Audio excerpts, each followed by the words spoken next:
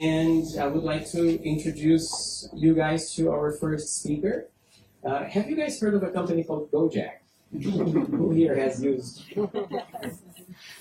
Okay, so Bruce Haldane has been the Chief Product Officer of Gojek for a number of years. He used to lead an organization of only about 800 people at Gojek. So, had a substantial impact in the operation and the merger of Gojek and Tokopedia, the go-to company. He's just been to the New York Climate Week. Will bring us some insights from that trip. And yeah, I hope you guys enjoy it as much as I will certainly do. So Bruce, big round of applause again. Good morning, everybody. I'm Scottish originally, but I've been very lucky. I've spent the last 25 years in tech and got to travel to many places in the world. So I feel very privileged, including, Indonesia, but before that, India, South America, Europe, US, Canada. And I feel very privileged to be living in Bali right now. This is my first time coming to the Green School, can you believe? So I'm very happy to finally see the Green School. And it's a beautiful area and doing fantastic work. So, what I wanted to talk about a little bit today. Oh, do we have the? So, I want to take you on a little bit of a journey to sort of set it up to talk about, what change can we make. I think as Renato kind of touched on, it can feel very overwhelming, and in fact, there's information overload, and it can be hard for individuals to know what can I do.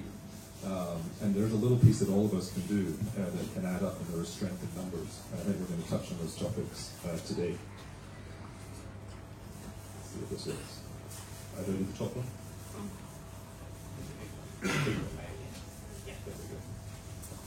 So the world can seem kind of a depressing place at times, and there's all sorts of conflict going on. There's conflict, as you know, between ourselves. But everything is connected to everything else, and even these conflicts that are going on, and some of the mass movements of people that will happen are just made worse by the fact that the environment is also getting worse and less easy for us to actually live in the world. But conflicts are always going on and are going on all over the world. But again, the change in the climate actually can make those worse and even harder for those people to deal with. And then, of course, there are the extremes that are happening because of what's been going on. We've known about climate change for over 100 years. We've known that it's going to warm the atmosphere for the last 30 years. We realize that's a problem.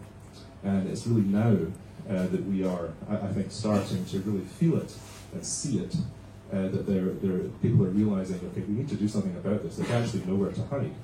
Even if you are very lucky and you have a sort of a nice, sustainable home for yourself, and you felt that you were safe, it will come and get you. Either the environment that we've seen in California, with the fires there, with flooding, it really affects everybody, and the solution has to involve everybody, as I'll talk about in a second.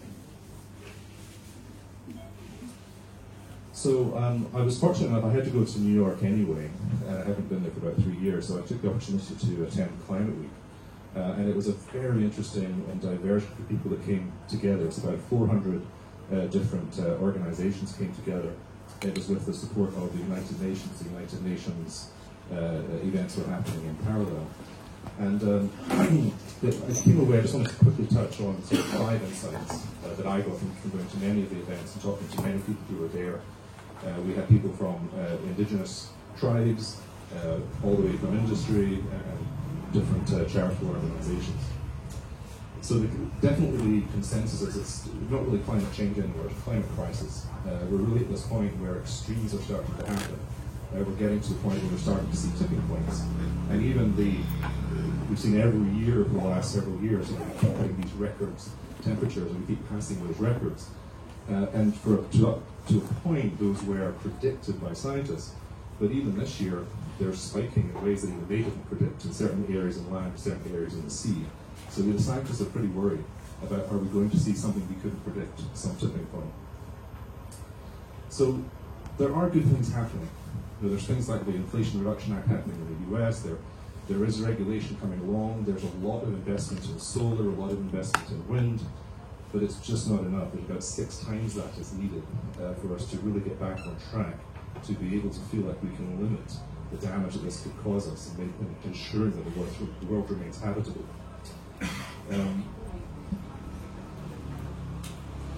The next one is the importance of nature, which I think we'll talk about later as well. One of the themes from Climate Week was there's often been a little bit of a siloed discussion about protecting nature, and then climate tech, how we can help with emissions, but that they're really related, and you have to think about that ecosystem. So nature can do a fantastic job as long as we don't destroy it. And so one of the most important things to think about is how can you repair perhaps damage that's already been done to nature, to that natural way of absorbing CO2. Can you repair damage that's been done, or can you also extend it? Can we increase the number of trees and climate and CO2 sinks that are out there, but just use nature to be an absolutely fantastic solution for us? Might seem obvious. And I think also, as Renata mentioned, there are solutions out there. I mean, already, 30 years ago, people laughed at solar, saying it's so expensive, it's not practical. Well, now you can buy about 4 solar panels for the price of an ordinary window. But there could be things that get in the way. That may be true in California, but you may find in Indonesia there's things that get in the way of that. It's very strange. And so we'll talk a little bit about your voice and start to ask questions why. Why is it so difficult for us to have solar in Indonesia? I lived in Germany, one of the many places I lived, and I had solar panels in the house there, and I actually was able to sell electricity back to the grid. So it was this fantastic sort of ecosystem where you have this incentive to have solar. But solar is absolutely the cheapest way to generate electricity today. Incredibly cheap and effective, thanks to a lot of the innovation and research that's gone on into solar panels. I'm sure many of you already know this. Followed by solar, followed by wind. I just got back a couple of weeks ago. In addition to going to New York, I went home to see my family in Scotland. And whenever I go home, it always makes me happy because the whole of the horizon is just covered in wind turbines. Fantastic number of wind turbines in Scotland. And in fact, Scotland generates more sustainable energy than it can use. It actually exports some of that sustainable energy. So it also, and I'll talk about it in a moment, it makes Scotland a good place for companies to invest if they want green energy for their facilities. So it's a very effective, very affordable. It's the next compared to solar.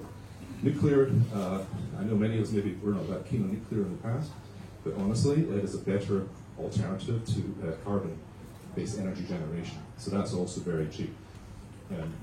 One of the things with solar and wind was always this concern about, but it's not always sunny, it's not always windy, but then the storage of that electricity, the actual technology behind that is getting better and better and better, so that you can generate a lot of this electricity, you can store it, and then use it when the demand is high. Not perfect yet, but that's coming up very quickly. The other theme from Climate Week, and we heard from a lot of representation from Brazil, from the Amazonian forest, was also don't forget about people. At the same time that these massive strikes going on in the US for the auto industry. And the lesson is don't forget about the people who are affected by this, the ordinary working class people, the indigenous people. You have to think, how is this going to affect them? If you just look at the auto industry in the US, an electric vehicle, the powertrain for that is about 40% less expensive, take less effort to build than a normal internal combustion engine. And the workers know this, and it needs much less maintenance. And if the workers are worried, saying, well, how do I have a sustainable income for my family? Are you going to start laying people off? And they know at the back of their mind, yes, this is good for the world, but I have a family to feed. And so you have to think, how are you going to retrain them? What is the story for them? And the same for indigenous people. Sometimes solutions, which seem good on one hand, like planting trees, you're actually finding that indigenous people are being evicted in order for those trees to be planted. And it starts local wars. So you have to think about the whole ecosystem, how is everything interconnected, and how can we make sure we don't lose that balance. And there's a lot of greenwashing going on. We'll talk about this in a second as well. I think, in a way, it's been very complicated for companies. The standards have been evolving, the way of actually rating companies has been evolving, and they've been trying to sort of say the right things.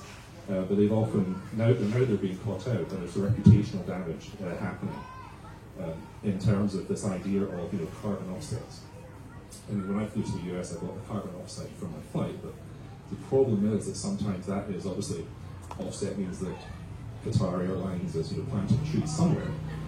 But is that being done properly? Is that being counted only once or twice? Is it really making up for the emissions that have been caused? There's a lot of problems in this area. It will get better. But too many companies have relied on carbon offsets, carbon credits to kind of get a get-out-of-jail-free card. That's something to really be careful of, and something to look out for when you're investing. We'll talk about that later as well. People have been caught out. I mean, Cisco, a very great reputation company in many ways, were caught out having bought a ton of what are called junk carbon offsets, and their sustainability report looked fantastic until people really dug into it and realized their actual emissions had gone up by 20%. Disney had invested in a company in Peru to plant a ton of trees. But as I mentioned, in the planting of those trees, they actually evicted the indigenous people. And that created local conflict, which is very embarrassing to Disney, not thinking about actually monitoring the whole end-to-end of what they were investing in. And then there's personal impact. I think one of the most important things is to talk about this. And I think we're sort of preaching to the converted here to a degree, I think. But it's about talking to people who maybe don't understand or have a problem or believe that it's a conspiracy theory. But the way that you talk about it is really important. Although it's important, if you talk about polar bears and penguins, you may kind of lose people. And I do care about that, but that's not personal and relevant and emotional enough for people. So you have to bring it back to your community and look at examples about, you look at Jakarta.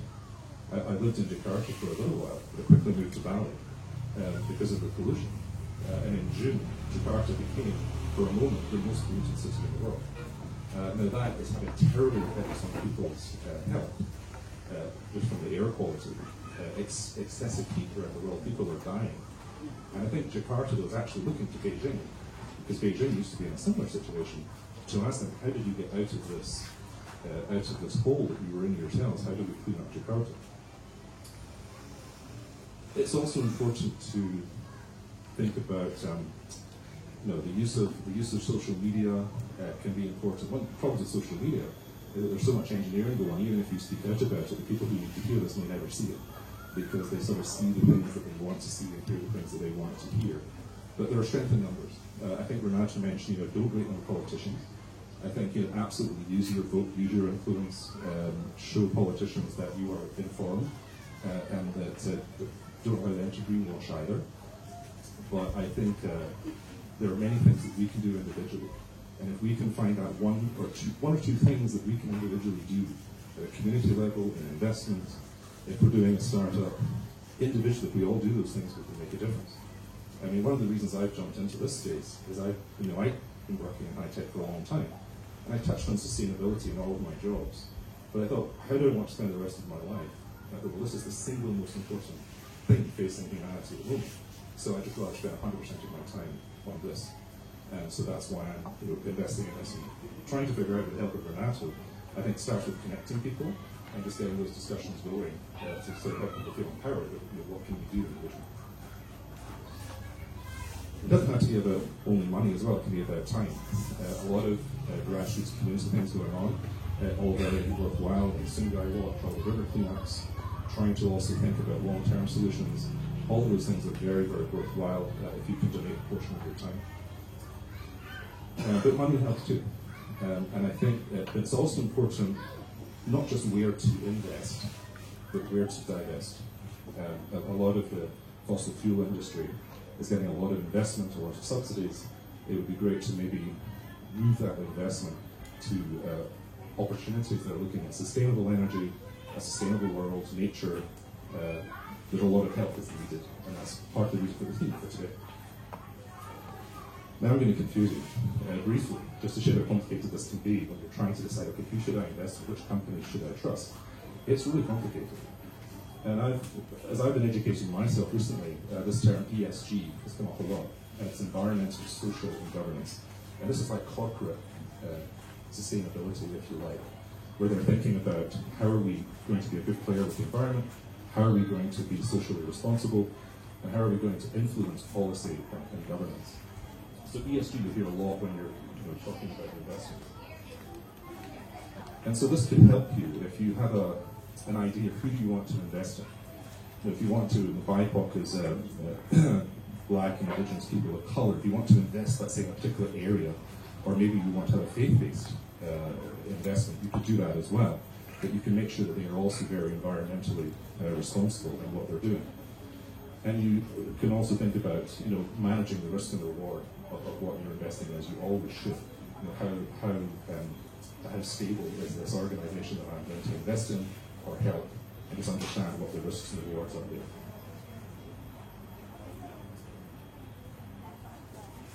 And consumers are really caring about this more and more.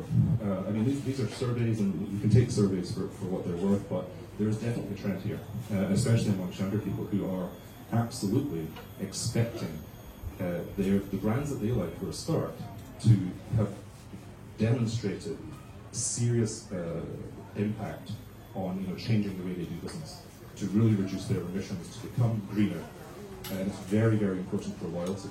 And that's why so many of these big brands are really taking this seriously.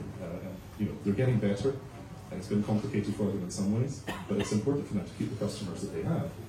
And this is also opportunities for upstarts to come along who are extremely green, to appeal to people who are really now thinking about this and very aware of this. It gets more complicated. If you're trying to figure out who do I trust, there are so many different ratings out there and reporting mechanisms. A lot of things were created very quickly in the early days of this. People were trying to figure out which companies do I trust, which companies are greenwashing, but it got complicated. But it is simplifying. If you look at all these rating agencies now, 20 years ago, there was a ton of rating agencies were established, but it's starting to consolidate, it's starting to get simpler to know, who to look at, or to ask if you're going to get professional help. Ask those professionals, who are you looking at in terms of ratings for the companies that you're recommending? And again, as you think about ESG, probably the one that matters most to investors is just, I just want to be sure that I'm investing in somebody who I think has ethical ways of doing business. Lots of reporting frameworks also coming in for companies. This has been a nightmare for companies to try and figure this out. One of the reasons why there are so many ESG officers being hired to try and make sense of this for the company. These are very senior roles now. But the good news is that there are international standards starting to evolve so that you can actually more easily compare companies internationally and look at the standards that they have, look at some of the things like their targets. There's a target called science-based targets, where they used to make up the rules as they went along. Now there are a lot of standards emerging. But I'm not going to talk about this because I just want to show how complicated it is. More complication. Lots of regulations coming though. I mentioned the Inflation Reduction Act, there's a lot of regulations coming. And this is why for companies it's not even just about doing the right thing, it's about you have to do these things. You have to get ahead of the curve, or you will become obsolete as a business. You'll fall foul of regulations, you'll fall foul of your customers, and you may even start to get penalized in terms of the costs of the carbon that you are spending. So businesses have to get serious about this if they're going to be here in about 10 years.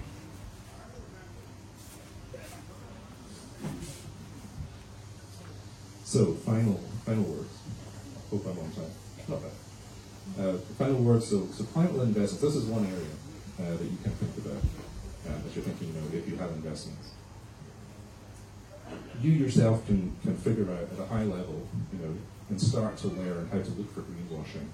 Hear about the companies. You'll hear stories about companies who've been caught doing this, and probably make sure that you're not encouraging them, not investing in them until they clean up their act. Look at divesting potentially from those companies and potentially fossil fuel areas as well. There's a lot of fossil fuel probably permeate a lot of portfolios. Start to think seriously as a way to divest of those things. It's very complicated. A good investment management company can definitely help. But of course, choose wisely. Get one that has a very good reputation and that shows that they've really evolved with all the changing standards in terms of ratings and reporting, and they all will have their own methodology. somebody won't always be able to track how their methodology works. But there are some very, very big companies emerging that can help you navigate this, just to make sure that you're not going to be caught with an investment that turns out to not be very ethical. Which is a nice segue to a few of the talks we're going to move on to. In terms of there's personal time, there's simply speaking, using your voice, and talking to people who maybe don't believe us, but don't bamboozle them with science, don't talk about faraway things, talk about things close to home. And then how can you potentially invest wisely, which again can be very important, especially for this audience. So, thank you.